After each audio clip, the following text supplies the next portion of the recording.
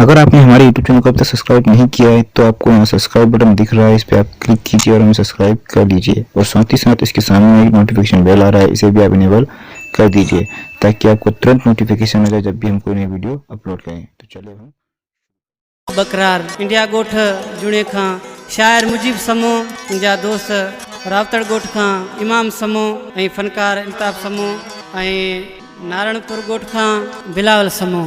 आशिक ॾिसी पंहिंजे महबूब खे चवंदो मुंहिंजा जानी उहो ई पुराणो वॻो पातल आहे जेको परोके ईद में हुयो जानी, मतां सम्झी त तो ख़ुशियूं कयूं, ॾिसी छा पियो चए ॿुधाए।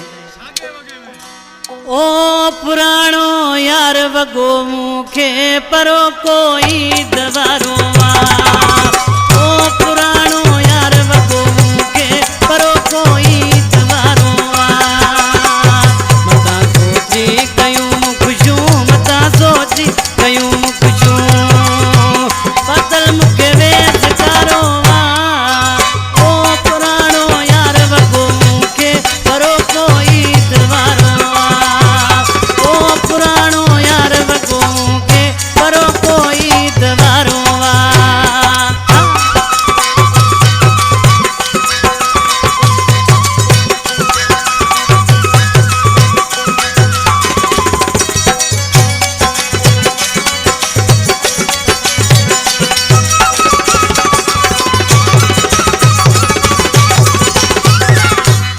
अलाए तो ख़ुशियूं कयूं अलाए न मुझे लाइ बि न मुनासिब आहे।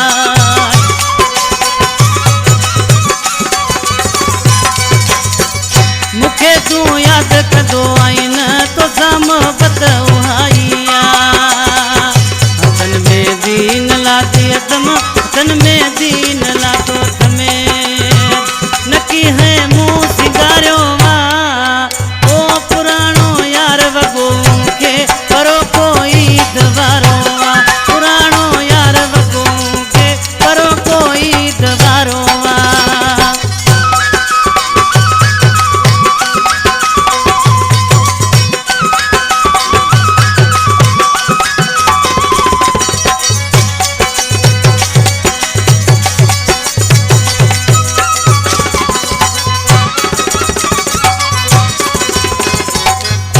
उहे सदमा उहे उलमा जवानीअ में ॾिना मूंखे तो,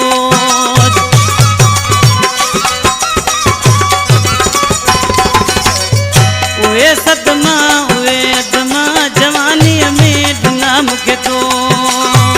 पंहिंजे मुंहं सां वेही मिठड़ा, पंहिंजे मुंहं सां वेही मिठड़ा तोले रोई गुज़ारियो आहे, ओ पुराणो यार वॻो मूंखे परोको ईद वारो आहे, ओ पुराणो यार वॻो मूंखे परोको ईद वारो आहे।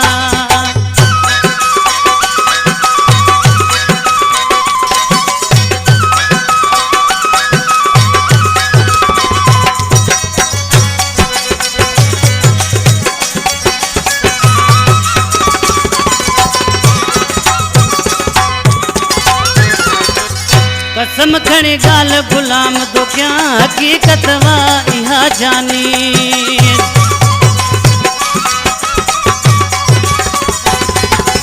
ओ कसम खणी ॻाल्हि गुलाम तो कयां, हक़ीक़त वा इहा जानी।